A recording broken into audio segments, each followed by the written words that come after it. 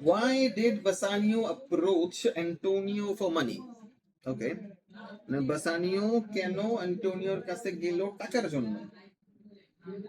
ফকিন্নি লোক যখন খুব রিচ জীবনযাপন করতে যায় তখন বন্ধুর কাছে যায় টাকা চাইতে, এই মেইন রিজনটা ছিল এটাই, ঠিক আছে।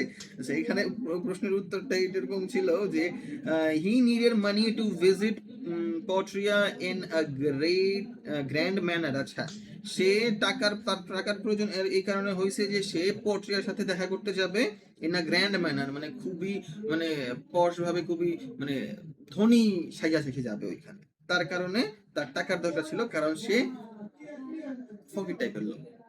যদি তার ফ্যামিলি ভালো, সে টাকা ওই যে এদিক ওদিক যাইয়া এরা ওরা খায়া ভালো ভালো কাপড় পইরা টাকা খরচ করে ফেলছে, তার কারণে তার কাছে এখন আর কোনো টাকা নেই, ঠিক আছে।